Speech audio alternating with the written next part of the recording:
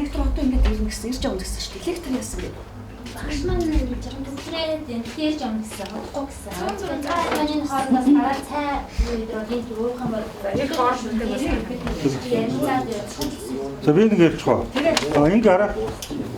Одоо ерөнхийдөө бол шүү дээ. Энд хэн ямар ажил хийж байна гэдгээс яг ярьж хэрэгтэй.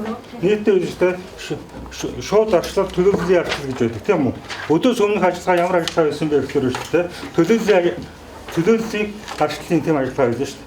Тэгээд дараагийн дүүргүүдийн ийм ажиллагаан дээр тэр хэсэг ерөөсөө хэрэггүй. Дүүргийн хурлын танилцуулгад бол ерөөсөө хэрэггүй. Бид нар шууд арчлалаар ярих хэрэгтэй. Түүнээс гадна дээрээс ингээ удирдлага гэх нэхэд бах. Бид нар одоо шүү дээ ингээ босоо удирдлагын эсрэг явж байгаа хүмүүс шүү дээ. Би дээрээс хийж та нарыг удирдахгүй. Бид нар ч удирдахгүй. Бид нар өөрсдөө шууд хий. Жишээлбэл одоо надаа баг нуур тэгээд дүүргөөс эхнээсээ хот одоод эхэлж байна тийм үү? Ерөнхийдөө өдрөөр босоо удирдлагыг босдгаа дүүрэг ирээдүйдээ байхгүй болж байна. Тийм учраас бид нар нээслээс дүүргүүд ямар дүүрэг даалгавар өгөхгүй бид нар харьцах ёстой юм аа харьцах ёстой газраад очиж харьцсан. Нийслэлийн хувьд хийж байгаа хамгийн том ажил гэвэл шүү дээ. Энэ санд асуудал гэж байна шүү дээ. Энийн хариулт нь юу байх вэ гэж энэ шүү дээ бид нар үйл ажиллагаа явуулахад хуулийн дутагтай байх гэж байгаа байхгүй. Тийм учраас шүү дээ бид нар иргэний оролцооны хуулийн дээр ажиллаж байна. За иргэний оролцооны хуулийг яг одоо нийслэлээс бол хилцүүлж байгаа. Бид нар энд сууж байгаа хүмүүс бүгдээр шууд арчлалын багш нар байгаа гэж бодож байна. Тийм бид нар бэлтгэсэн. Бид нар ингээд тэнд суусан бүх хүмүүсүүдийн хаягаар гэд мэйл явуулсан байгаа. Саналаа эргүүлээч гэдэг. Нэг ч санал ирээгүй байна. Тийм учраас яг хөөхөөр бидний хамгийн тулгамж байгаа асуудал бол шүү дээ. Яаж ажиллах вэ гэдэг хуультай болох хэрэгтэй. Хуультай болохын тулд тэр хуулиар хамгийн дөрөнд хэлцэж хийх хэрэгтэй болж байна. Түүнээс шүү дээ. Дээрээс юм хөдөөнө гэж ерөөсөө байхгүй. Бид нар шууд эргэдэг хацах.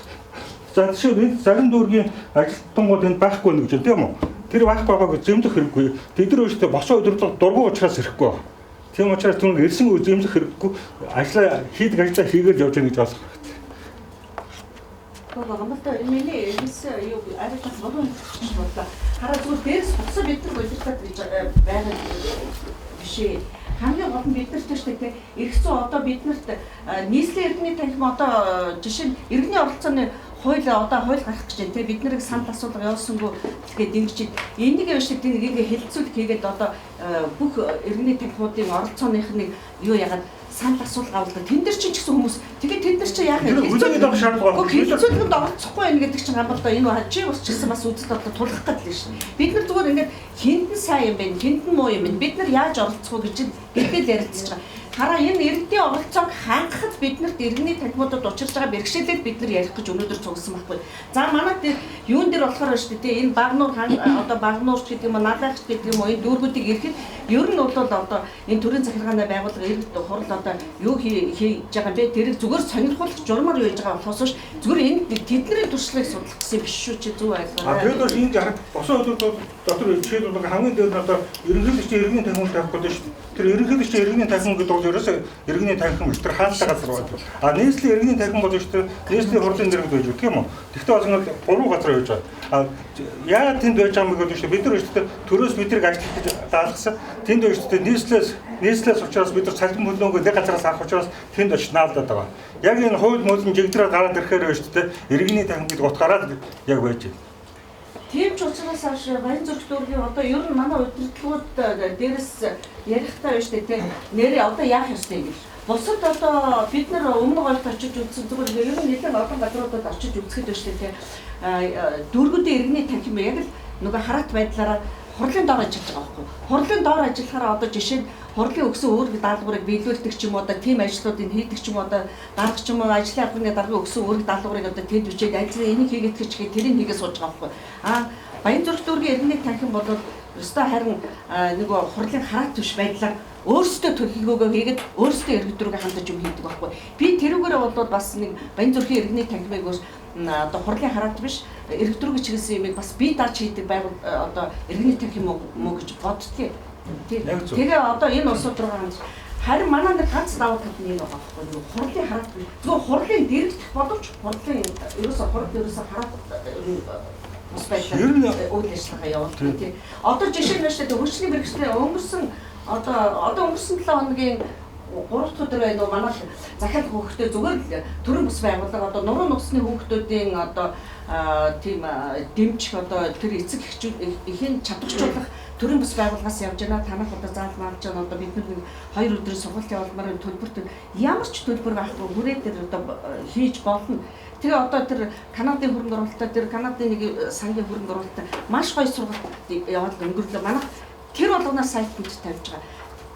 Тэгэхээр би бас энэ бусад одоо газруудаар энэ төр явахаар нөгөө хурлын дэргэд байгаа улсуудаар өмнө гой аймагт очсон чинь бас л ярьж исэн танах одоо ямар гоё ингэдэг юугүй гэдэг хурлын хараат тушаал байдаг болохоор бид нар бас тэг бүрэн эрэхтэй давуу талтай болоо гэж Баян зүрх дөрвийн танхимаа боддгийн шүү.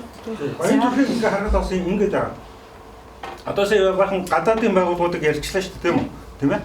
Конрад Аденауэр Швейцарын хөгжлийн агентлаг гэдэг. Өнөө эрэгтэй үйлчлэлийн мөнгө хаанаас олох вэ гэсэн дээр тэгж харж байгаа. Өөрөөр хэлбэл бид иргэний тахимын юун дээр ажиллах ёстой бол орон нутгийн хөгжлийн сан дээр ажиллах ёстой. Гэвч дөөр гэдэг завсрын этгээдүүд яаж ийм өгөхлөр шүү дээ. Тэр мөнгийг аваад Баян зүрхтэр ирэхэд өштэй өмнө хөшөө оолсон тийм үү? Дараа жилийнхэд 4 цэцэрлэг байгуулсан. Үүндээ тэр төлөөллийн арчлах яах ёстой байсан бэ гэхээр шүү дээ тийм үү? Улсын төсвөөс тэр цэцэрлэгийн мөнгийг гаргуулад тэгж хийх ёстой байсан. Гэвч хорон дээр ажиллах ёстой мөнгийг завсраас нь авчаад бид нар шүү дээ мөнгөгүй авчаад гадаадын төслөөс ингээд царай авч мөнгө аваад ингэж ажиллаа буруу хийгээд байгаа байхгүй юу? Тийм учраас бид нар өөрсдөө хийх ёстой ажлууд ингээ хийх ёстой газар хийх ёстой. Бид нар өөрсдөө хорон дээр очиод шууд яриад юу хэрэгтэй гэдгийг асууж байна. Жишээлбэл би өнгөрсөн би Баян зүрх дүүргийн 1-р хорооны иргэн байж байна. Тэгсэн чинь орон нутгийн хөгжлийн цангийнхаа төсвийг ярилцахад ингээ хорол цугулчлаа. Тэгсэн чинь гам баяр төлөөлөгч орж ирээд байна шүү дээ. Ингэж байгаа байхгүй. Тэр энэ зам байж энэ байшингийн өмнөр явж байгаа зам нэг урсгалтай байгаа учраас би 2 урсгалтай болох гэж тэгж яриад байгаа. Гэтэл яг тэр байшингийн эзэн үү шүү дээ. Энэгээр бид нар полисноос орж гарч чадахгүй байна. Энэ замыг хааж өгөөч гэж тэгж байгаа байхгүй. Гэтэл төлөөллийн ажил орж ирээ шууд шүү дээ. Хорооны өөртөө мөнгийг нь шууд би захин зарцуулна гэж дагилж байгаа байхгүй. Тийм учраас шүү дээ. Тийм босоо удирдлагыг хараач өгөө тийм биш. Та тэр явдаг газар дээшээ явдаг. Бид нар хороотынхаа иргэдтэй ярьж энэ мөнгийг зарцуулсан гэдэг. Тэгж л ажиллах хэрэгтэй гэж бодож байна. Энэ өнгөрсөн хугацааны нэг одоо гадаадын юу гэж яриад байна л да. Тэгэхээр манайх тэр нэг учиргүй тэр нэг мөнгө төгрөгтэй юм дээр төсөлтөр ажиллах юм шүү дээ. Зүгээр л ийм журам татлах юм дээр л ажилласан. Манай түшгэлж ажилласан. Тэрнээс тэр нөгөө мөнгө санхүүгийн одоо нэг юутай энэ тим юм биш шүү тийм манай тэр бол манай дээр бас одоо юу л да бас нэг 12 дугаар хорон дээр нэг бас нэг иргэдтэй холбоотой юу гарсан гэхээр зэрэг одоо нөгөө ёстол одоо чиний яриад байгаа юм чи байна. Хорооны иргэд болохоор тэр нөгөө бэрэн компани гэдэг одоо барилгын том одоо цементийн үйлдвэр одоо чулуу карьер бий болгочлоо л доо. Тэгээд тэр хав ойрын улсууд бол дургуцаад юу яхаар нөгөө дээр улсууд ч одоо яг мөнгөтэй төгөлтэй эрх мэдэлтэй улсууд чинь энийг ажилуулах ёстой та нар дугаа явж байгаа. Тэгээд манай хэсэг иргэний танхимтай нийлэл тэрг одоо нам болгосон шин. Тийм сайхан туршлага манад бол байж л тийм. Тэрэнд бол хинч мөнгө өгөөгүй тэрэнд одоо хинч одоо иргэний танхимд нөлөөлж байгаагүй бид нар иргэдтэйгээ яваад иргэдийнхээ саналыг аваад тэгээд ерөөсөө энэ иргэдийн манд зөвөө одоо бид ингээд ерөөсөө нэг дуртай ингэж нэг санаатай ингэж ажиллаж байна. Үнэхээр танах ажиллахгүй гэдэг одоо бид нар хаач чадсан тийм түүх байна уу? Манад байна. Тийм. Тэгэхээр иргэдийг одоо бид нар энэ мэтчлийн юмд яаж юу яах вэ? Та нарт ямар туршлага байна л бид яриад байна. Хотын ойрын одоо тэгээд манай Чингэлтэй Сүхбаатар энэ төр бол голцуулаад одоо нэг байшин оруулалт болохоор манай Баян зүрх дүүрэг чинь голцоо гэр оруулалт шүү дээ. Тэгэхээр энэ бидний хооронд ялгаа тэр янз янз юм байна. Одоо тэр нэг ногоон уудан дээр одоо би бас нэг хэлцүүлэг хий гэж бодож байгаа.